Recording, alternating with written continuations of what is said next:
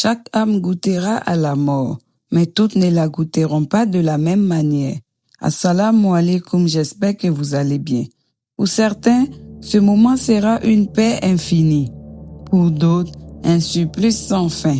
Écoutons ce que le prophète sallallahu alayhi wa sallam nous a révélé sur le départ de l'âme du non-croyant.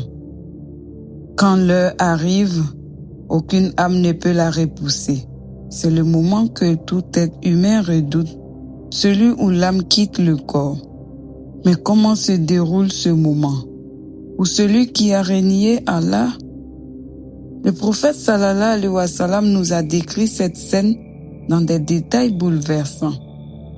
Dans un hadith rapporté par Al-Bara ibn Aziz, le messager d'Allah a dit ceci: lorsque l'âme du mécréant ou du pervers quitte son corps, les anges au visage sombre descendent du ciel, apportant des tissus rudes et une odeur insupportable. Ils s'assoient autour de lui, aussi loin que porte le regard. Puis l'ange de la mort vient s'asseoir près de sa tête et dit: ô âme mauvaise, sors vers la colère d'Allah et son châtiment. À ce moment, l'âme refuse de sortir. Elle s'accroche désespérément à son corps, comme un tissu humide arraché à une épine, et les anges la tirent avec force, déchirant les veines et les nerfs, jusqu'à ce qu'elle soit extirpée avec douleur.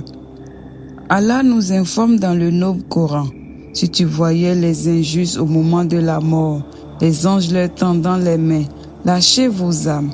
Aujourd'hui, vous serez récompensés par le châtiment de l'humiliation pour ce que vous disiez sur Allah sans droit. Et encore, si tu voyais lorsque les anges ôtaient la vie aux mécréants, ils leur frappent le visage et le dos. Goûtez au châtiment du feu. Cette âme sombre est alors enveloppée dans un tissu nauséabond et monte vers le ciel.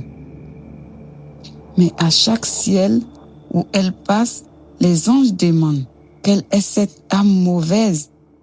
Et on cite son nom de la pire manière possible. Alors, les portes du ciel se ferment devant elle.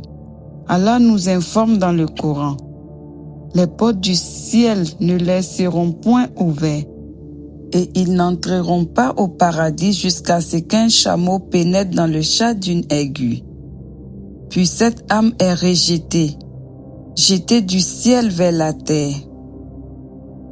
Le prophète sallallahu alayhi wa sallam récita ce verset: quiconque associe à Allah, c'est comme s'il tombait du ciel et que les oiseaux le happaient, ou que le vent l'emportait vers un lieu lointain. Elle est ensuite replacée dans sa tombe, et viennent alors les deux anges, Munkar et Nakir, pour l'interroger. Mais cette âme confuse, effrayée, incapable de répondre, dira ceci: je ne sais pas, j'ai entendu les gens dire quelque chose et je l'ai répété. Alors une voix retentit du ciel: il a menti, préparez-lui une place dans le feu et ouvrez-lui une porte vers l'enfer. Sa tombe se resserre sur lui jusqu'à ce que ses côtes soient écrasées, et une chaleur, une fumée ardente commence à envahir sa tombe. Subhanallah. C'est là le début du châtiment éternel. Voilà la réalité que beaucoup oublient, et pourtant ce n'est qu'une fraction de ce qui attend celui qui a tourné le dos à son Créateur. Mais rassurez-vous, ce n'est pas la fin de l'histoire, car pour celui qui a cru en Allah, qui l'a aimé et qui s'est repenti, la mort est un repos, une paix, un retour vers le bien-aimé. Et c'est ce que nous verrons dans la prochaine vidéo, Inch'Allah.